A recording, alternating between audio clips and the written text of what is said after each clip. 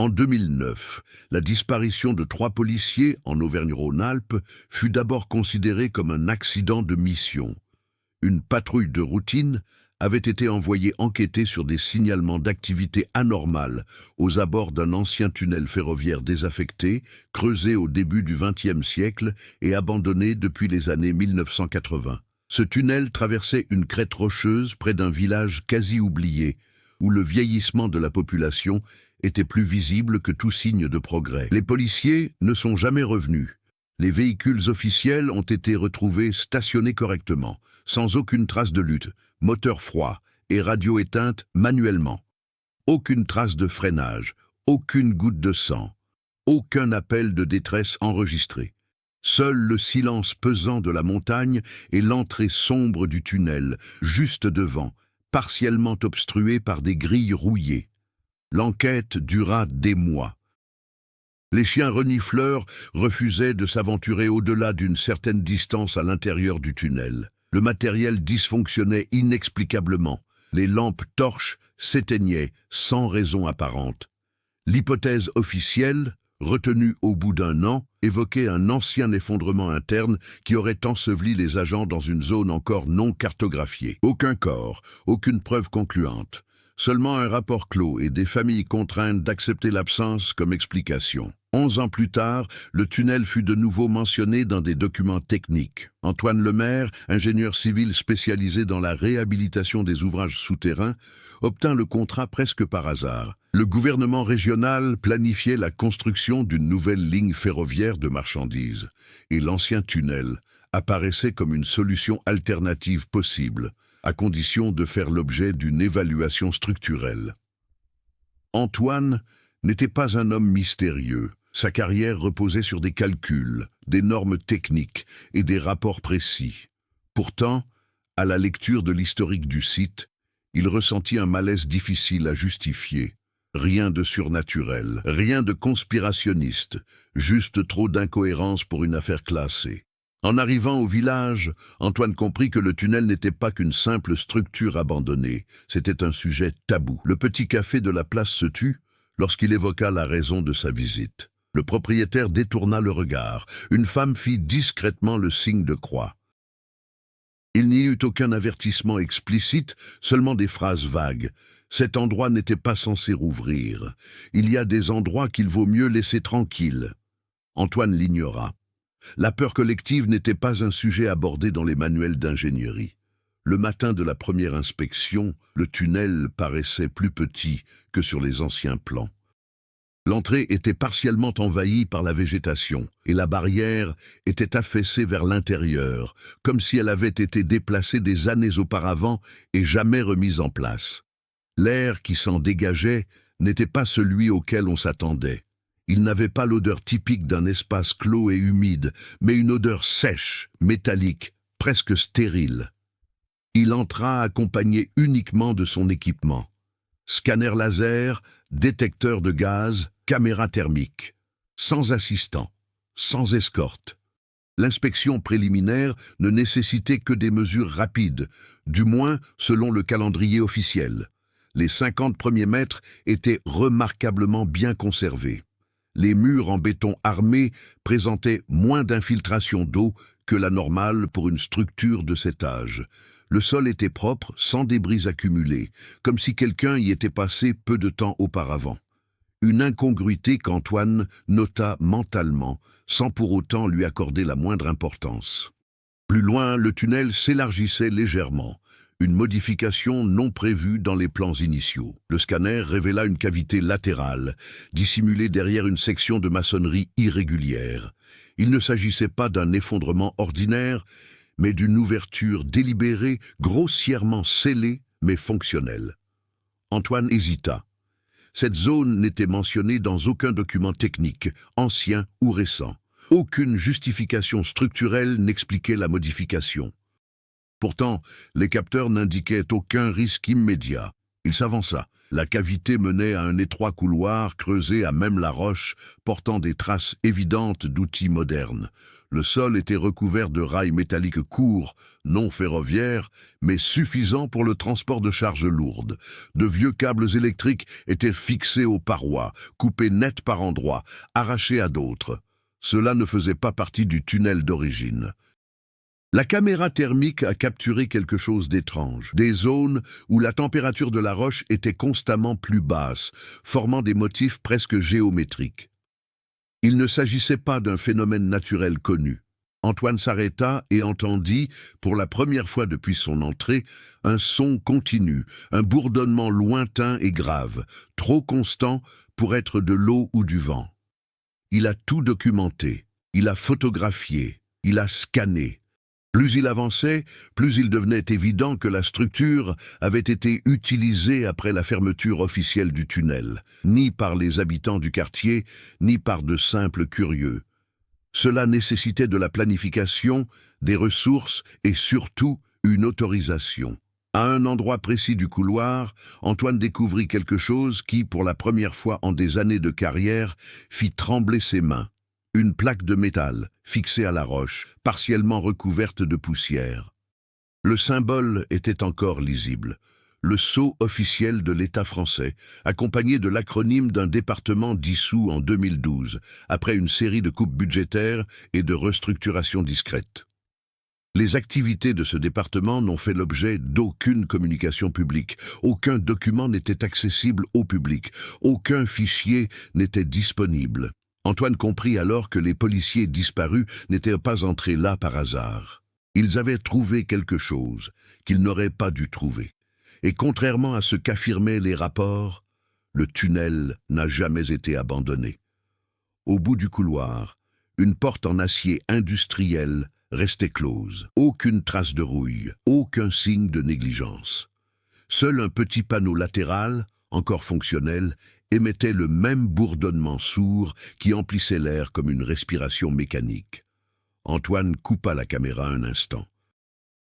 Non pas à cause d'un problème technique, mais instinctivement. Pour la première fois, il comprit que son inspection n'était pas une simple évaluation structurelle. C'était une intrusion tardive dans quelque chose qui avait été soigneusement enfoui. Non pas sous la terre, mais sous les documents, le silence et le temps. Il recula d'un pas. Et le bourdonnement cessa. Antoine Lemaire passa la nuit blanche dans la petite auberge du village.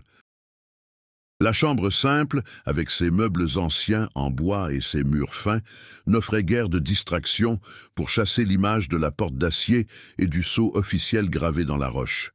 Il n'avait rien dit à la propriétaire en descendant prendre son petit déjeuner, mais il comprit qu'elle savait déjà qu'il était entré dans le tunnel. Le regard furtif, la tasse posée avec une précaution excessive, le silence prolongé. Le village comptait moins de 800 habitants. De nombreuses maisons étaient vides, fermées depuis que les jeunes étaient partis vivre en ville. Seuls des retraités, des agriculteurs et quelques commerçants y demeuraient. C'était un endroit où le moindre mouvement inhabituel était remarqué, mémorisé et commenté à voix basse. Antoine, avec sa voiture de fonction et son matériel technique, détonnait comme une anomalie temporaire. Il décida de faire un tour avant de retourner dans le tunnel. Il avait besoin de comprendre le contexte humain autant que le contexte structurel. Il s'entretint avec un ancien cheminot qui avait travaillé sur la ligne avant sa fermeture. L'homme se souvenait bien du tunnel, mais ses souvenirs s'estompaient lorsqu'il évoquait les dernières années d'exploitation. Il y avait eu de fréquentes interruptions, des inspections inopinées, des zones isolées, sans explication claire, des techniciens qui ne portaient pas d'uniforme, des camions qui arrivaient la nuit. Rien de tout cela n'a été consigné dans les registres publics. Antoine s'est également rendu au petit poste de police locale, désormais réduit à un seul agent chargé de couvrir plusieurs villages voisins. Le jeune policier ne connaissait l'affaire que par de vieux dossiers. L'agent plus âgé, sur le point de prendre sa retraite, était en service en 2009. Il n'a pas donné de détails spontanément, mais il a laissé échapper une information importante.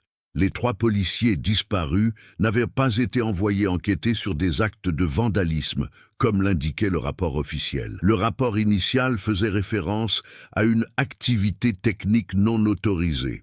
Quand Antoine demanda ce que cela signifiait, la réponse fut évasive. Quelque chose en rapport avec du matériel, des mesures, des bruits, rien de criminel à première vue. Pourtant, les agents envoyés avaient l'expérience des opérations sensibles, pas des incidents mineurs. La contradiction était trop flagrante pour être ignorée. De retour à l'auberge, Antoine analysa les données recueillies la veille. Le scanner révélait un prolongement souterrain bien plus important que ne le permettait le tunnel d'origine. Il y avait des niveaux inférieurs, des galeries parallèles, des zones renforcées par des techniques modernes, incompatibles avec les travaux ferroviaires du début du XXe siècle. Quelqu'un avait creusé le tunnel des décennies plus tard, en prenant soin de ne laisser aucune trace administrative. Il a sollicité par les voies officielles l'accès à des documents complémentaires auprès du ministère des Infrastructures et de la Protection civile. Il a reçu des réponses automatiques, des renvois vagues et des demandes de prolongation. Aucun refus catégorique, mais aucune coopération réelle non plus. Une résistance bureaucratique silencieuse, efficace et hélas trop familière. Antoine n'était pas naïf. Il avait déjà travaillé sur des projets concernant des installations militaires désaffectées, des dépôts stratégiques, des zones classifiées dont le statut variait au gré des circonstances politiques. Mais il en restait toujours une trace, même fragmentaire. Là, il n'y avait rien. Pendant ce temps, le tunnel demeurait, tel un organisme endormi attendant d'être à nouveau dérangé. Lors de la seconde inspection, Antoine apporta un générateur portable et des capteurs supplémentaires. Il décida de s'aventurer au-delà de la porte en acier, si possible. Le panneau latéral émettait encore des signes d'activité, bien qu'il ne fût relié à aucun réseau électrique visible. L'énergie provenait d'un endroit plus profond à l'intérieur. Avant toute tentative d'accès, il explora les couloirs adjacents. Il découvrit des pièces vides, le sol portant des marques témoignant de la présence passée d'engins lourds. D'autres contenaient des structures de confinement acoustique, chose inhabituelle dans les travaux publics. Dans l'une d'elles, des vestiges d'isolation thermique indiquaient un contrôle strict de la température. Il ne s'agissait pas simplement d'un projet de construction illégal, c'était un plan. Antoine commença à dresser le profil des responsables. Ce n'étaient ni des ingénieurs ferroviaires, ni des improvisateurs. Le niveau de précision requis exigeait des équipes spécialisées, un financement continu et une autorisation de haut niveau, le genre d'opération qui débute en catimini et s'achève sans laisser de traces officielles. Les policiers de 2009 ont alors cessé d'être victimes d'un accident pour devenir des témoins indésirables. Dans un compartiment plus profond, Antoine découvrit un élément qui reliait directement le lieu à ses occupants. Une armoire métallique encastrée dans le mur, toujours verrouillée. Il l'ouvrit de force à l'aide d'outils rudimentaires. À l'intérieur, il trouva des casques portant des traces d'utilisation récentes pour la période de fermeture, des combinaisons techniques sans marquage et un carnet plastifié. Le carnet contenait des notes techniques, des mesures, des plannings. Le tout en langage codé avec des acronymes internes et des renvois. Mais une chose était claire, les activités se sont poursuivies au moins jusqu'en 2009. Puis elles ont cessé brutalement. Sur la dernière page, une courte note, écrite avec plus d'insistance que les autres, « Perturbation totale. Le confinement a échoué. Présence extérieure confirmée. » Antoine referma lentement le carnet. Il commença à comprendre que le silence du village ne découlait pas seulement de la peur, mais d'une sorte d'accord tacite. Les gens savaient que quelque chose s'était passé. Pas exactement quoi, mais suffisamment pour ne pas poser de questions. Dans les petits villages, la survie sociale repose souvent sur ce principe. En sortant du tunnel cet après-midi-là, Antoine remarqua quelque chose d'inhabituel. Des traces de pneus récentes dans la terre humide près de l'entrée. Elles ne provenaient pas de son véhicule. Quelqu'un était passé après lui. Le monde autour de lui commençait à réagir à sa présence. et Antoine n'était plus seulement un ingénieur évaluant une vieille structure. Il était devenu un maillon d'une chaîne d'événements qui avait débuté 11 ans plus tôt, lorsque 3 policiers avaient franchi la même entrée, croyant accomplir une simple mission. Ils n'avaient pas disparu. Ils avaient été absorbés par quelque chose qui persistait encore là, attendant que quelqu'un commette l'erreur de regarder trop profondément. Antoine comprit qu'il ne pouvait plus considérer le tunnel comme un simple objet d'étude technique. Dès l'instant où il découvrit des signes récents d'activité extérieure, le projet cessa d'être une simple évaluation structurelle et commença à comporter des risques dépassant toutes les normes de sécurité. Malgré tout, il décida de rester. Non par curiosité, mais par responsabilité. Tout indiquait que l'endroit recelait quelque chose qui n'avait jamais été officiellement fermé. Il ne communiqua à l'administration régionale que l'essentiel: structure non cartographiée, nécessité d'une inspection approfondie, risque potentiel pour l'intégrité du nouveau projet ferroviaire. Il évita de mentionner le sceau du gouvernement, les passages secrets ou les spécifications techniques. Il savait que s'il était trop explicite, le contrat serait immédiatement résilié et l'accès bloqué.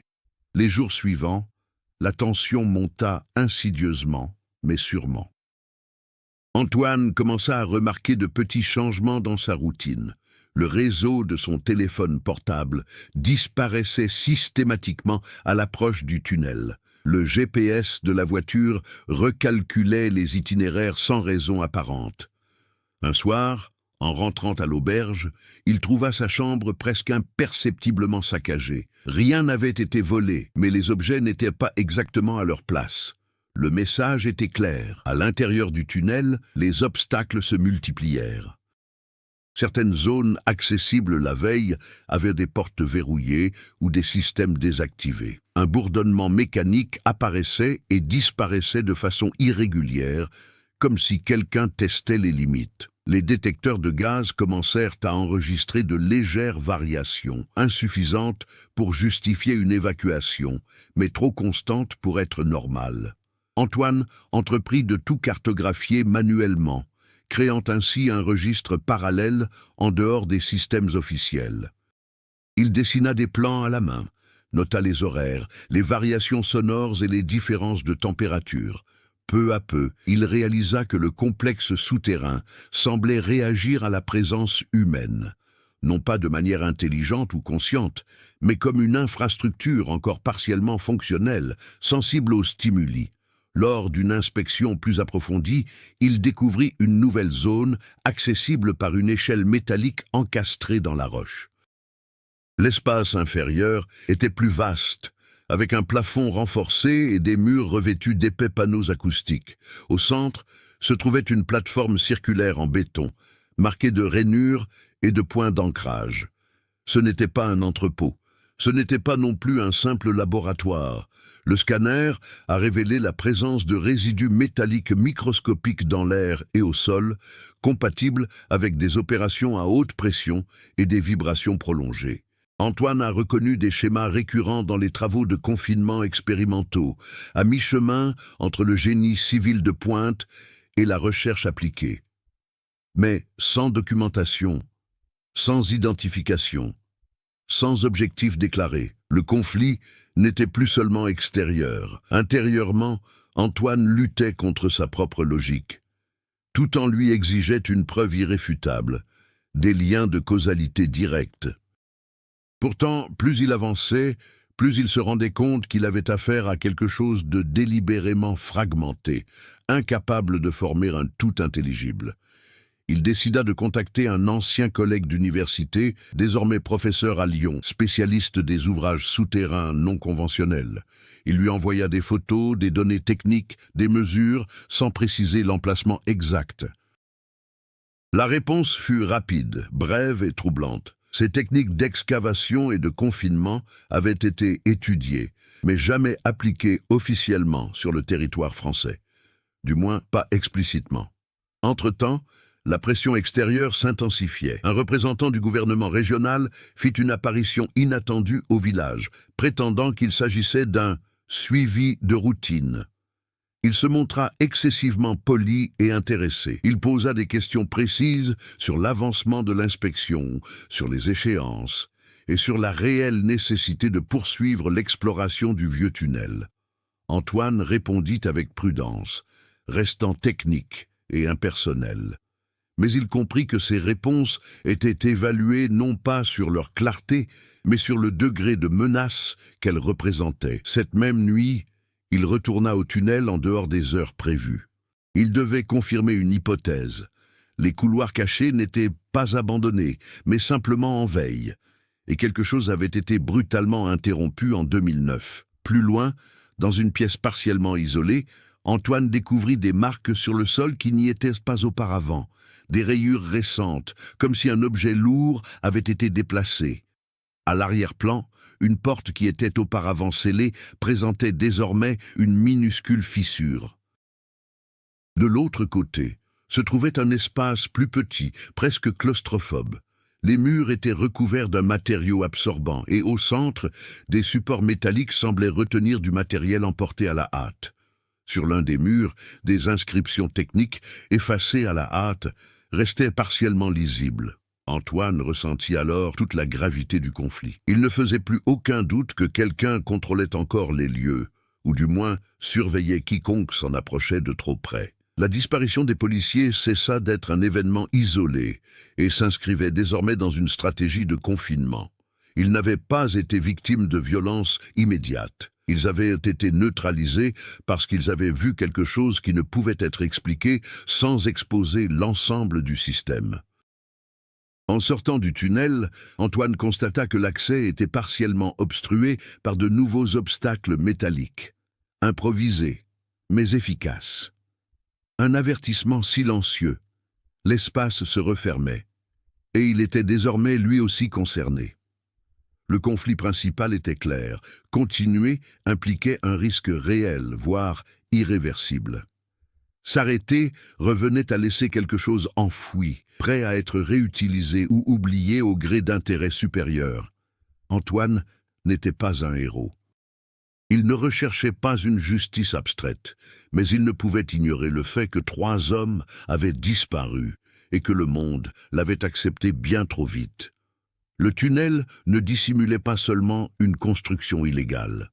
Elle dissimulait les décisions prises en silence et les personnes qui les avaient financées. Et à chaque pas qu'Antoine faisait, il devenait plus difficile de prétendre qu'il avait encore le choix. La décision de poursuivre l'exploration du tunnel a engendré des tensions silencieuses dans la vie d'Antoine. L'ingénieur a commencé à réaliser que l'isolement physique du village se traduisait par un isolement progressif dans son propre quotidien. Ses appels à ses collègues étaient plus courts, les réponses tardaient à arriver. Certains ont tout simplement cessé de répondre. Il n'y avait pas de menace explicite, mais l'absence de réponse constituait, en soi, une forme de pression. Parmi les rares personnes avec lesquelles il conservait des contacts réguliers figurait Claire Dubois, une historienne locale qui œuvrait de manière informelle à l'organisation des archives municipales et de la mémoire régionale. Antoine la rencontra par hasard lorsqu'il demanda à consulter d'anciens documents relatifs aux travaux ferroviaires. Claire n'appartenait pas aux cercles officiels, ce qui, paradoxalement, la rendait mieux informée. Son travail reposait sur des témoignages oraux, de vieilles lettres et des documents oubliés dans des tiroirs. Au fil du temps, leur relation devint un élément essentiel de l'intrigue. Claire connaissait des histoires jamais consignées. Elle évoquait des réunions nocturnes dans les années 1990, des camions banalisés, des contrats temporaires proposés aux habitants sans jamais préciser leur profession. Certains avaient quitté le village brusquement. D'autres étaient restés, mais évitaient d'évoquer cette période. Elle a également soulevé un détail crucial. En 2009, quelques jours avant la disparition des policiers, une réunion à huis clos s'est tenue à la mairie, hors de l'ordre du jour public. Aucun compte-rendu, aucune convocation officielle. Seules les autorités régionales et 2 représentants de Paris étaient présents. Le lendemain, le tunnel était officiellement fermé en raison d'un risque structurel imminent. L'interdiction a précédé la disparition et non l'inverse. Pendant ce temps, une autre intrigue se développait de façon plus inquiétante. Antoine commença à remarquer des véhicules inconnus stationnés à des endroits stratégiques le long de la route menant au tunnel. Toujours les mêmes modèles, toujours des plaques d'immatriculation de régions différentes. Ils ne restaient jamais assez longtemps pour qu'on s'en approche, mais ils apparaissaient assez fréquemment pour être reconnus. À l'intérieur du tunnel, les changements se poursuivaient. Certaines sous-structures auparavant accessibles étaient désormais obstruées par de nouveaux panneaux métalliques. À l'inverse, de nouveaux espaces semblaient avoir été créés, comme si quelqu'un réorganisait l'espace intérieur. Aucune logique technique évidente ne se dégageait de ces transformations. Il s'agissait d'une reconfiguration fonctionnelle et non structurelle. Antoine commença à noter les heures d'entrée et de sortie, les comparant au schéma d'activité interne. Il remarqua que les changements se produisaient principalement la nuit. Pas tous les jours, certes, mais avec une régularité suffisante pour indiquer une présence humaine active. Cela contredisait totalement toute hypothèse d'abandon. Une autre piste a émergé du carnet technique retrouvé précédemment. En analysant plus en détail les acronymes, Antoine a identifié des références croisées à des projets universitaires financés par l'État français dans les années 1980 et 1990, portant sur le contrôle des vibrations, l'isolation acoustique profonde et le confinement des résonances structurelles. Officiellement, ces projets avaient été abandonnés pour cause d'impossibilités pratiques. En pratique, il semble qu'ils aient simplement été déplacés d'un endroit à un autre. Claire a permis d'identifier un nom récurrent dans les documents, celui d'un ingénieur en chef qui avait disparu des registres publics après 2001. Il n'était ni déclaré décédé, ni retraité. Il avait tout simplement cessé d'exister administrativement. Cependant, les habitants les plus âgés se souvenaient vaguement de lui. Un homme discret, toujours accompagné, qui évitait d'être photographié. Ces intrigues secondaires commencèrent à s'entremêler lorsqu'Antoine comprit que le tunnel n'était pas qu'un simple espace physique, mais le point de convergence d'intérêts anciens et toujours d'actualité. La disparition des policiers n'avait pas été une erreur isolée, c'était une rupture. Quelque chose avait dérapé cette nuit de 2009. La pression du temps devint inévitable lorsqu'Antoine reçut un avertissement formel. Le contrat serait réévalué sous 10 jours. Il était question de problèmes administratifs et d'une nécessité de redéfinir les priorités budgétaires. Le délai était trop court pour être pris à la légère. Il comprit le message. Le temps pressait pour enquêter. Entre-temps, Claire a révélé que des archives municipales avaient récemment été demandées par un organisme extérieur et retirées pour numérisation. Aucune date de restitution n'était prévue. Les documents qu'elle avait consultés des semaines auparavant étaient désormais inaccessibles. L'histoire locale s'effaçait sous nos yeux. À l'intérieur du tunnel, Antoine découvrit un dernier élément reliant toutes les intrigues secondaires. Une zone de confinement profonde, située sous le niveau principal et accessible uniquement par un vieil ascenseur industriel. Le système fonctionnait encore, alimenté par une source indépendante. Là-dessous, l'espace était plus restreint, plus dense, conçu pour accueillir une fonction spécifique. Les murs portèrent des traces de travaux de renforcement effectués après 2009. Aucun équipement n'était en service. Mais les traces indiquaient un retrait précipité, comme si quelque chose avait été emporté ou transféré à la hâte.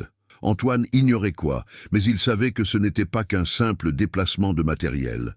Ce retrait obéissait à une logique opérationnelle. Les intrigues secondaires convergeaient vers une conclusion troublante. Le tunnel abritait un projet sensible, interrompu par un événement imprévu. La police y était intervenue au mauvais moment, avait vu trop de choses et était devenue partie intégrante du problème qu'il fallait résoudre au plus vite. Rien ne laissait présager une violence gratuite. Tout indiquait de la retenue, du silence, une disparition administrative. Alors que l'échéance approchait et que la pression s'intensifiait, Antoine comprit que les choix à faire n'étaient plus seulement techniques. Ils étaient politiques, moraux et personnels. Continuer, c'était accélérer une confrontation inévitable. S'arrêter, c'était laisser toutes ces strates, humaines, historiques et structurelles, être définitivement enterrées. Le tunnel, plus que jamais, montrait clairement qu'il ne s'agissait pas simplement d'un lieu. C'était un mécanisme. Et elle était sur le point d'être réactivée, avec ou sans le consentement de quiconque oserait l'observer. Le point de rupture s'est produit silencieusement, sans explosion, sans alarme, sans aucun signe dramatique immédiat. C'est précisément ce qui l'a rendu définitif. Le matin du 8e jour, suivant la notification officielle de réévaluation de son contrat, Antoine trouva une enveloppe brune glissée sous la porte de sa chambre d'hôtel. Ni adresse d'expéditeur, ni timbre, ni signature. Juste son nom écrit à la main, d'une écriture trop ferme pour être désinvolte.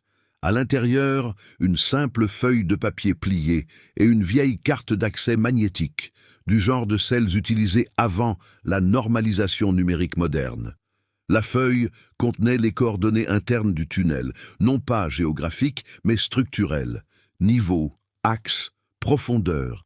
Des données que seule une personne connaissant parfaitement l'installation aurait pu produire. En bas, une phrase courte presque clinique. « Ce que vous recherchez n'est plus disponible ». Antoine n'en a parlé à personne, pas même à Claire. Il comprenait que cet avertissement n'était pas une menace directe, mais un moyen de se décharger de ses responsabilités. Quelqu'un avait décidé qu'il en savait déjà trop pour être simplement mis à l'écart. Grâce à la carte, Antoine accéda à des zones restées jusque-là inaccessibles. Des portes qui avaient résisté aux outils s'ouvraient désormais sans effort, révélant une partie du complexe qui ne figurait sur aucun de ses plans manuscrits. L'air y était différent, non seulement plus froid, mais aussi artificiellement régulé. L'acoustique était étrange, les sons semblaient disparaître avant de revenir sous forme d'échos étouffés. Au centre de ce nouveau secteur se trouvait une salle principale, plus vaste que toutes les précédentes. Le sol était renforcé par des couches superposées de béton et de métal. Au plafond, des systèmes de suspension indiquaient qu'un objet volumineux y avait été entreposé pendant de longues périodes. Les murs portaient les marques de lignes de confinement et de capteurs récemment retirés. Mais le plus inquiétant n'était pas ce qui se trouvait là, c'était tout ce dont nous avions besoin. Antoine découvrit des dossiers techniques incomplets, éparpillés dans des tiroirs métalliques.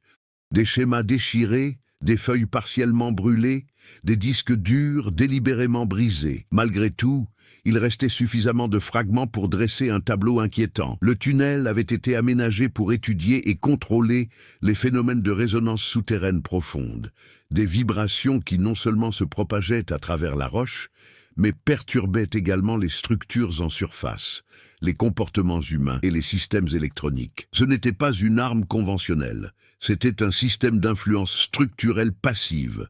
Le projet avait un nom interne, répété dans différents fragments.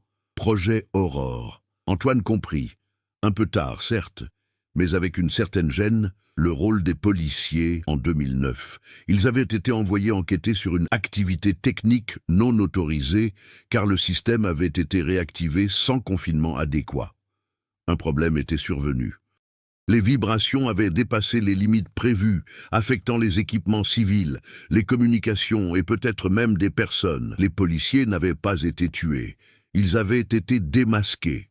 Dans une pièce voisine, Antoine découvrit quelque chose qui changea définitivement le cours de l'histoire. Des enregistrements biométriques imprimés, conservés hors de tout réseau numérique. Parmi eux, 3 séries de données incomplètes, datées de la nuit de la disparition. Battements de cœur, rythme respiratoire, niveau de stress extrême, suivi de chutes brutales. Mais aucun acte de décès n'a été enregistré. Il existait une trace écrite du transfert. Antoine ressentit physiquement l'impact de cette révélation. Le projet n'avait pas été abandonné après 2009. Il avait été déplacé. Le tunnel n'était plus le centre opérationnel, mais il continuait de servir de terrain d'essai, de site de confinement temporaire et surtout de site d'élimination administrative. Le retrait récent de cet équipement n'était pas un acte d'abandon, c'était une évacuation. Le véritable tournant survint quelques minutes plus tard, lorsque le panneau central de la pièce, qu'Antoine croyait inactif, s'illumina brièvement. Juste assez pour afficher un message automatique déclenché par une présence humaine. Phase de confinement terminée, surveillance externe active. Il n'y avait plus aucun doute. Antoine n'enquêtait pas seulement sur un vestige du passé. Il avait franchi une limite opérationnelle toujours en vigueur.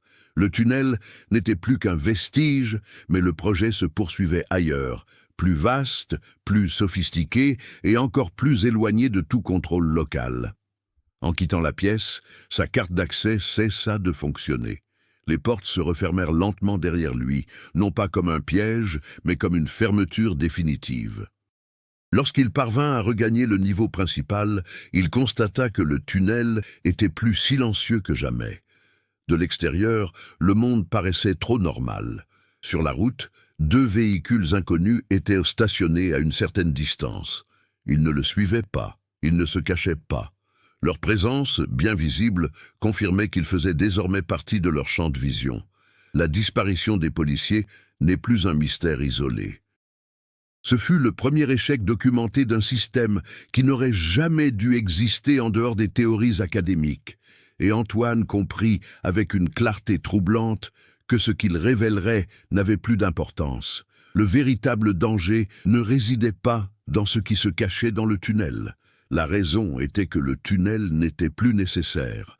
Les conséquences de la découverte d'Antoine ne se manifestèrent ni immédiatement ni de façon explosive. Elles s'infiltrèrent dans son quotidien avec la même précision silencieuse qui avait caractérisé tout le projet dissimulé sous le tunnel. Rien ne fut dit officiellement, mais tout changea. Le lendemain matin de son accès à la salle principale, Antoine reçut un bref courriel de l'administration régionale. Son contrat était suspendu sine die, sous prétexte d'une réévaluation stratégique du tracé ferroviaire. Aucune demande de rapport final, aucune demande d'éclaircissement technique. Juste la fin abrupte de son contrat. C'était une conséquence directe, trop évident pour être une coïncidence. Claire remarqua le changement avant même qu'Antoine n'ait dit un mot.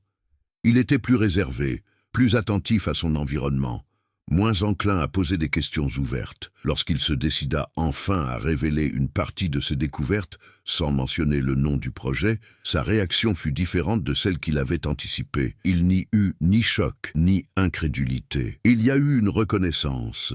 Claire a reconnu qu'au fil des ans, d'étranges phénomènes avaient été signalés dans les villages voisins. Coupures de courants collectifs, crises d'angoisse inexpliquées, comportements erratiques attribués à des causes psychologiques ou sociales. Rien qui justifiât des enquêtes approfondies, rien qui permette d'établir un lien officiel. Mais à présent, le schéma semblait moins flou. La conséquence la plus grave, cependant, était d'ordre interne. Antoine commença à ressentir les effets physiques d'une exposition prolongée au tunnel. Non pas une douleur manifeste, mais des troubles subtils, difficultés de concentration, distorsions auditives passagères, impression persistante que les sons lointains étaient désynchronisés par rapport à l'environnement. Les examens médicaux de base ne révélèrent aucune anomalie. Tout était normal. Cette réponse standard commença à le hanter. Dans le village, la réaction collective fut le repli sur soi. Les véhicules extérieurs disparurent, mais furent remplacés par des avertissements non-verbaux. On interrompait les promenades dès qu'on l'apercevait. Les conversations s'arrêtaient net. Le message était clair. Moins il resterait longtemps, mieux ce serait pour tout le monde. Antoine a tenté, par les voies officielles, d'accéder aux archives nationales concernant le projet Aurore. La recherche n'a rien donné, ni positif ni négatif. C'était comme si le service n'avait jamais existé. Même le département mentionné sur la plaque métallique dans le tunnel n'apparaissait que dans des notes administratives, sans aucune description de ses activités. Les conséquences ont dépassé le cadre de l'enquête. Elles ont été structurelles, bureaucratiques et humaines. Le système n'a pas réagi par la violence, mais par l'effacement. Un jour, Claire l'informa de son transfert dans un autre service d'archives régional, sans qu'elle l'ait demandé. La décision venait d'en haut, accompagnée d'un compliment banal sur son travail. Elle en comprit immédiatement le sens. Sa proximité avec Antoine avait été remarquée. Parallèlement, Antoine commença à recevoir des communications indirectes, des invitations à des postes sur des projets lointains, des offres bien rémunérées mais trop urgentes. C'était une tentative habile de l'écarter du contexte, de résoudre le problème sans confrontation. La réaction d'Antoine fut silencieuse mais ferme. Il les refusa tous. Il retourna une dernière fois dans le tunnel, malgré l'interdiction officielle d'accès. Il voulait vérifier une chose simple, si le lieu réagissait encore à sa présence. Le bourdonnement ne se fit pas entendre. Les panneaux restèrent éteints. L'espace était de fait désactivé, mais pas mort.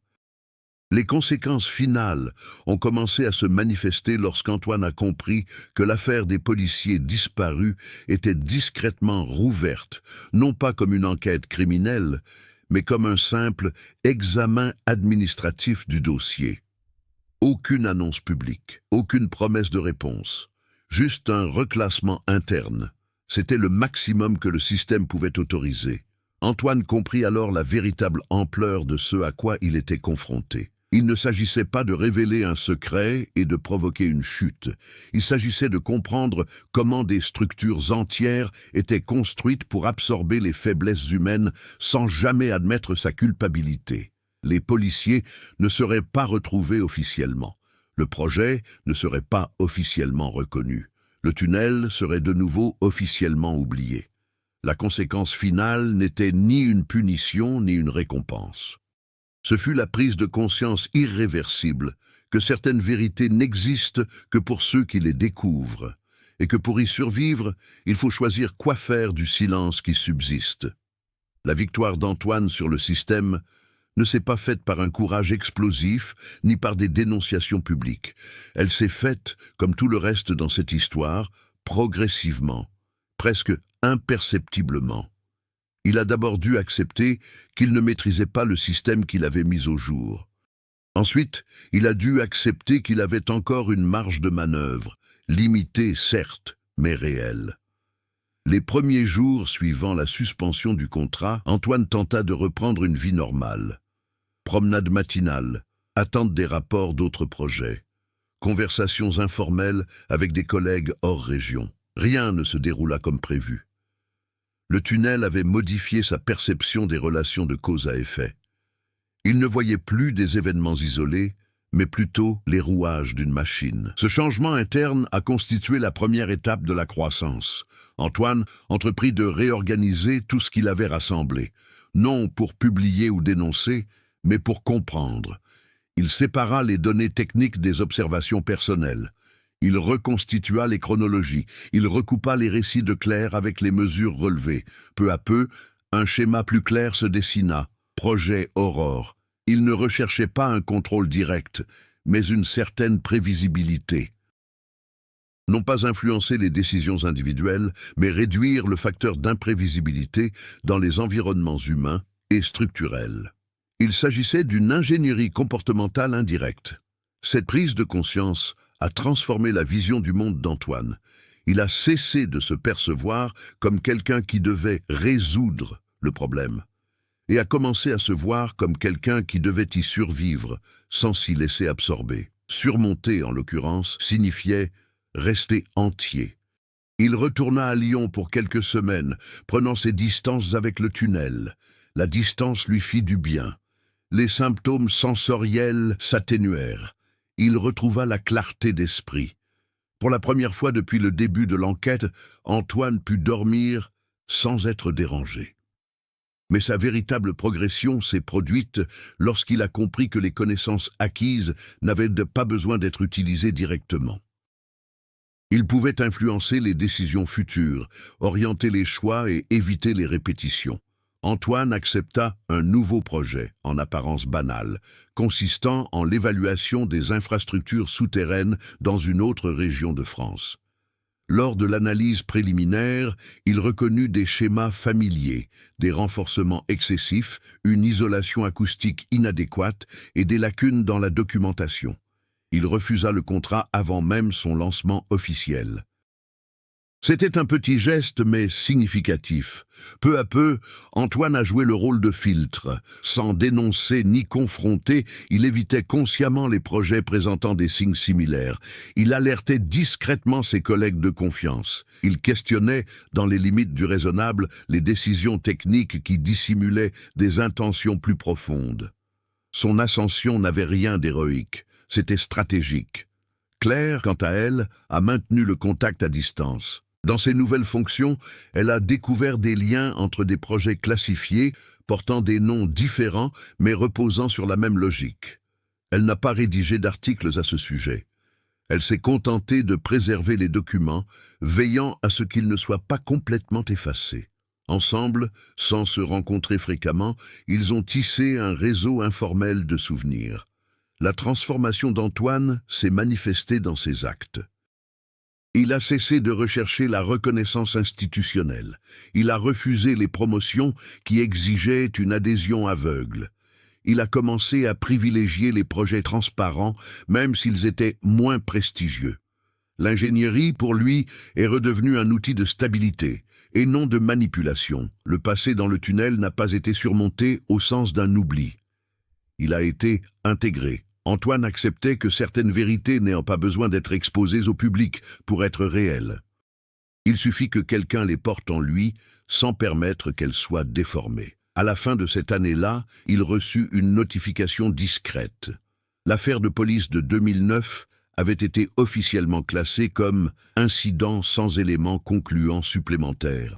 Aucune nouvelle enquête, aucune véritable réouverture. Antoine lut le message calmement.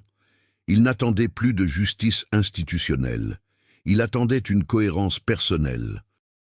Le déclic s'est produit lorsqu'Antoine a compris que la croissance ne consistait pas à s'opposer au système, mais à ne pas s'y intégrer, à maintenir des limites claires, à reconnaître les signes, à choisir systématiquement de ne pas franchir les portes qui devraient rester fermées. Le tunnel existait toujours, quelque part en France, peut-être scellé, peut-être réutilisé, peut-être simplement oublié.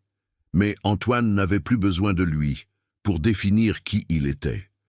Il avait grandi non pas en révélant un secret, mais en apprenant à vivre avec lui sans le laisser influencer ses choix futurs. Le dénouement ne s'est pas manifesté par un retour brutal au tunnel, mais par la convergence inévitable de tout ce qu'Antoine avait tenté de maîtriser. Le passé n'est pas revenu bruyamment. Il s'est silencieusement réorganisé pour exiger une réponse finale. Des mois après avoir quitté le village, Antoine reçut une convocation officielle pour témoigner en tant que consultant technique devant une commission interne du ministère des Transports. Le sujet était vague, évaluation des risques structurels liés aux infrastructures souterraines désaffectées. Le lieu de la réunion n'était pas public. L'invitation comportait des clauses de confidentialité inhabituelles, bien trop étendues pour une simple consultation technique. Antoine comprit immédiatement. Le système était de nouveau en marche. Avant la réunion, Claire a pris contact en urgence. Dans les archives du nouveau centre où elle travaillait, elle avait trouvé des références récentes à un incident de résonance, survenu dans une installation souterraine, active située hors de France métropolitaine. Le schéma technique était identique à celui de « projet Aurore », mais avec un détail inquiétant. Le protocole de confinement avait été révisé sur la base de défaillances opérationnelles antérieures identifiées en 2009. Le passé servait de manuel. Les tensions s'exacerbèrent lorsqu'Antoine comprit que son expérience dans le tunnel n'était plus un problème à effacer, mais un atout à exploiter. Il n'était plus seulement quelqu'un qui en savait trop. Il était quelqu'un qui avait survécu à une erreur passée. Durant la réunion, les échanges furent précis, calculés, dénués d'émotion. Antoine fut interrogé sur les limitations structurelles, les effets secondaires des vibrations profondes et les impacts indirects sur le milieu urbain. Aucune mention directe du tunnel, de la police ou du projet initial. Pourtant, tout semblait converger vers cette conclusion. Antoine a répondu avec une rigueur technique, mais a introduit des délais, des réserves et des exigences de sécurité supplémentaires. Chaque observation n'était pas une accusation, mais une contrainte. Il a utilisé le langage propre au système pour le ralentir. Les préparatifs pour le dénouement s'intensifièrent lorsque, quelques jours plus tard, Antoine reçut un dossier confidentiel à examiner. Non signé, il ne contenait que des instructions. Son contenu décrivait une nouvelle installation en phase finale d'activation. Le délai était extrêmement court. La marge d'erreur était infime. Antoine comprit, avec une clarté alarmante, que le même type d'erreur qui avait conduit à la disparition des policiers allait se reproduire, à plus grande échelle. Entre-temps, Claire a signalé que d'anciens documents du village étaient brièvement réapparus dans le système avant d'être de nouveau supprimés. Parmi eux figurait une liste de noms liés à l'opération de 2009. Les 3 policiers y étaient mentionnés non pas comme victimes, mais comme facteurs externes imprévus. Cette déshumanisation a été le tournant émotionnel pour Antoine. Il ne pouvait plus se contenter de se retirer en silence.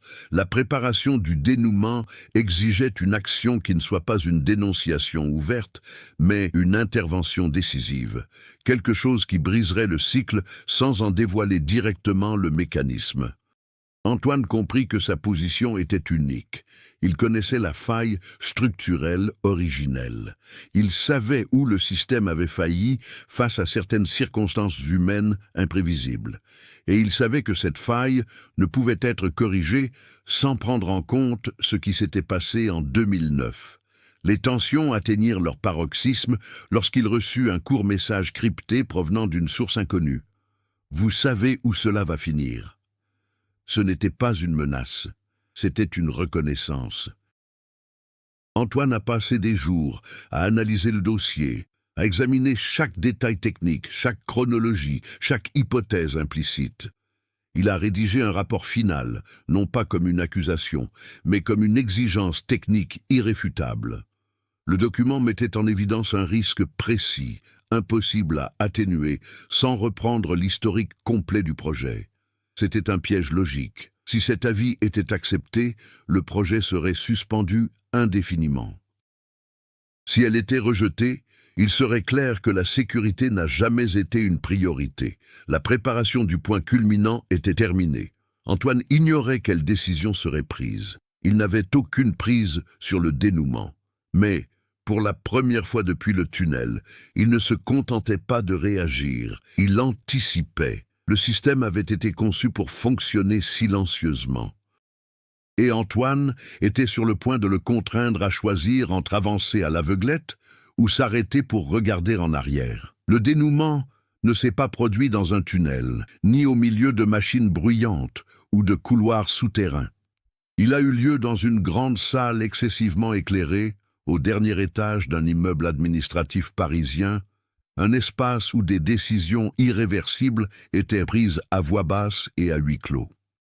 Antoine entra dans la salle de réunion finale, le rapport technique imprimé, relié et numéroté. Son visage restait impassible.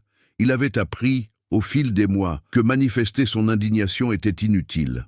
Le système ne réagissait pas aux sentiments, mais seulement aux incohérences internes. Les membres du comité étaient disposés en demi-cercle. Aucun ne se présenta de son nom complet. Ce n'était pas nécessaire. Les questions commencèrent de façon prévisible, presque routinière. On demanda à Antoine de résumer les risques structurels exposés dans le document. Il l'a fait avec une précision chirurgicale. Il a parlé de résonances cumulatives, de variables humaines impossibles à modéliser, de la façon dont de petites interférences, présence non autorisée, défaillance temporaire du confinement, décisions prises sous pression, pouvaient engendrer des réactions en chaîne.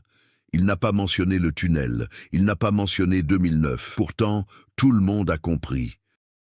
Quand ce fut terminé, il y eut un silence. Puis vint la question centrale, posée par quelqu'un qui n'avait pas encore pris la parole. Ces risques peuvent-ils être atténués? Antoine répondit sans hésiter. Non sans un examen approfondi des échecs précédents. Un examen qui nécessite un accès complet aux données historiques classées confidentielles.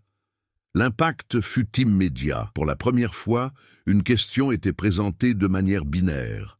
Il ne s'agissait plus d'un débat entre efficacité et innovation, mais d'un choix clair entre continuité et exposition. La tension était devenue palpable. L'un des participants a tenté de recentrer la conversation, suggérant des ajustements opérationnels, des tests supplémentaires et des protocoles complémentaires. Antoine a répondu point par point, démontrant l'insuffisance de chaque solution sans pour autant admettre formellement l'erreur initiale. Il n'a pas attaqué, il a déconstruit. La tension est montée d'un cran lorsqu'Antoine a été interrogé directement. Affirmez-vous qu'il y a eu une négligence grave dans les projets précédents? Antoine a gardé un ton neutre. Je constate qu'un événement imprévu ayant eu des conséquences humaines a été traité comme un simple bruit administratif. Et ce même schéma est sur le point de se reproduire. Le mot humain, l'odeur, a persisté trop longtemps dans l'air. C'est à ce moment précis que les noms des policiers apparurent pour la première fois, non pas prononcés, mais sous-entendus. L'un des membres les plus gradés de la commission referma le dossier devant lui d'un geste trop contrôlé pour être anodin. Il savait, il l'avait toujours su. La décision devait être prise sur le champ. Suspendre le projet revenait à créer des précédents dangereux, à réactiver des dossiers enfouis et à reconnaître que la disparition de 3 agents de l'État n'était pas due au hasard, mais était la conséquence directe d'un choix technique et politique. Aller de l'avant impliquait d'ignorer cet avis et d'accepter consciemment la possibilité de répéter l'erreur, peut-être avec des victimes à plus grande échelle. Le point culminant de la situation fut atteint lorsqu'on demanda à Antoine de quitter la pièce. Il attendit dehors pendant près d'1 heure. Il ne faisait pas les 100 pas. Il ne consulta pas son téléphone. Il attendit, tout simplement. Pour la première fois depuis son entrée dans le tunnel, il ne ressentit plus de peur. Il éprouva un sentiment d'apaisement. Lorsqu'il a été rappelé, la décision était déjà prise. Le projet a été officiellement reporté sine die pour des raisons techniques. Aucune mention publique des échecs précédents, aucune responsabilité directe, mais aucune mise en œuvre non plus. Antoine a gagné, pas de façon absolue, mais suffisamment. Le point culminant final, cependant, survint plus tard. Cette même nuit, il a reçu un court message, sans expéditeur, envoyé par un canal qu'il ne reconnaissait pas. Erreur constatée, les fichiers ne seront pas réactivés. Ce n'étaient pas des excuses, c'était un arrêt des opérations. Quelques jours plus tard, Claire a confirmé que les documents relatifs au tunnel et au projet connexe avaient été définitivement reclassés. Non pas comme inexistants, mais comme intouchables. Un statut rare, réservé aux échecs que le système préfère figer plutôt que de les voir se reproduire. La disparition des policiers n'a jamais été expliquée officiellement, mais il ne fut plus jamais réutilisé comme modèle. Le point culminant de l'histoire n'était ni la révélation d'un secret au public, ni la chute d'une structure cachée. C'était quelque chose de plus subtil, et peut-être pour cette raison de plus réaliste, l'interruption d'un cycle. Antoine n'est pas devenu un héros. Il n'a accordé aucune interview, il n'a pas écrit de livre, il a poursuivi sa carrière, désormais avec la réputation discrète d'être excessivement prudent, une étiquette qu'il a acceptée sans résistance. Il savait ce que cela signifiait. Le tunnel demeurait là, scellé, silencieux, non pas comme un monument à l'horreur, mais comme un rappel tangible que certaines décisions laissent des traces qui ne disparaissent pas avec les rapports. Le dénouement ne s'est pas soldé par une justice complète, cela s'est terminé avec retenue, et dans ce monde-là, c'était le maximum que l'on pouvait espérer sans être détruit par le système même que l'on essayait de corriger. L'histoire s'est conclue sans annonce officielle, conférence de presse, ni réouverture d'enquête.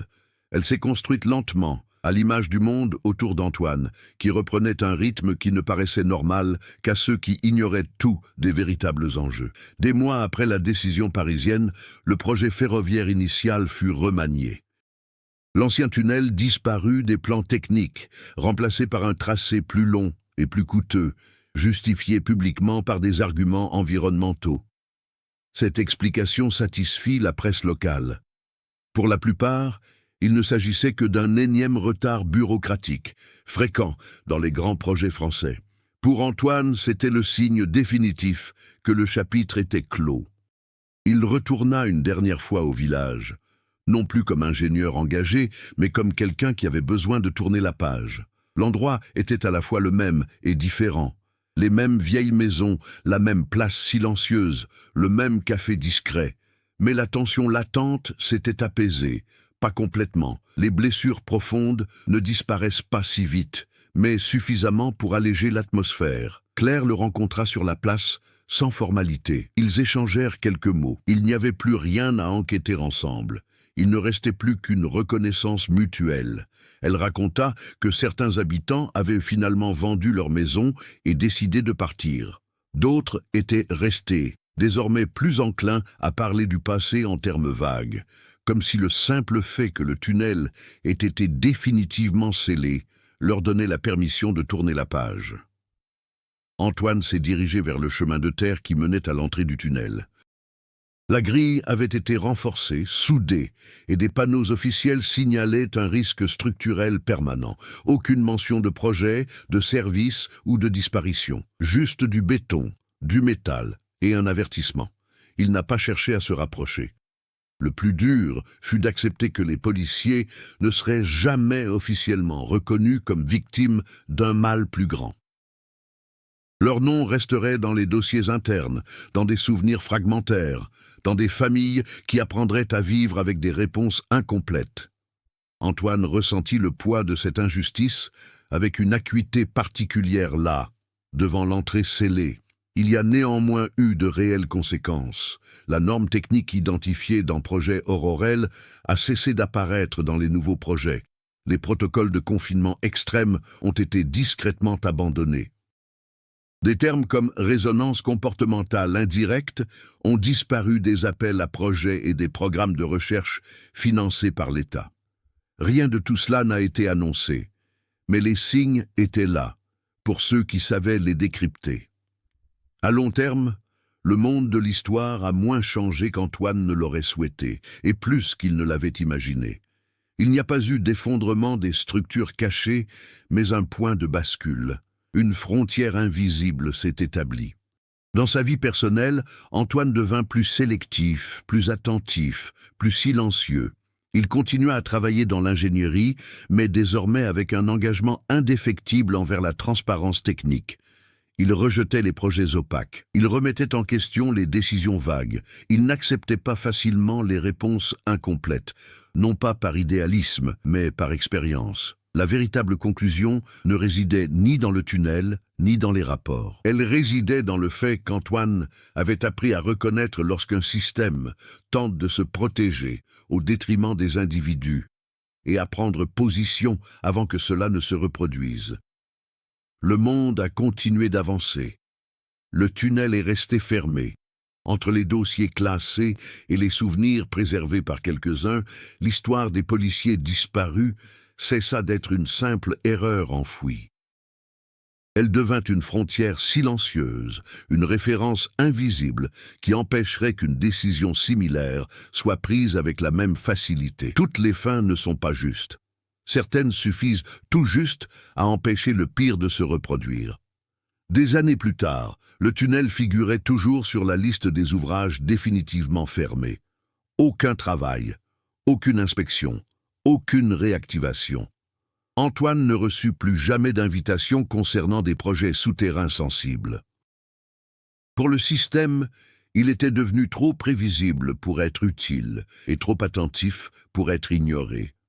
Dans une boîte rangée au fond de son bureau, il restait des plans dessinés à la main, des notes éparses et une simple carte magnétique inutilisée. Il ne s'en est jamais servi à nouveau. Certaines vérités n'ont pas besoin d'être révélées au monde entier. Il suffit qu'ils ne soient pas oubliés par ceux qui les ont découverts. Si cette histoire vous a amené à réfléchir aux frontières entre sécurité, silence et pouvoir, partagez votre interprétation dans les commentaires. Selon vous, qu'est-il réellement arrivé aux policiers disparus en 2009? Croyez-vous que certaines vérités doivent rester cachées pour éviter le pire, ou le silence a-t-il toujours un prix? Des histoires comme celle-ci existent pour susciter des questions, pas pour apporter du réconfort. Si vous appréciez les récits réalistes et intenses, basés sur des mystères qui pourraient être réels, abonnez-vous à la chaîne, restez à l'écoute pour d'autres reportages.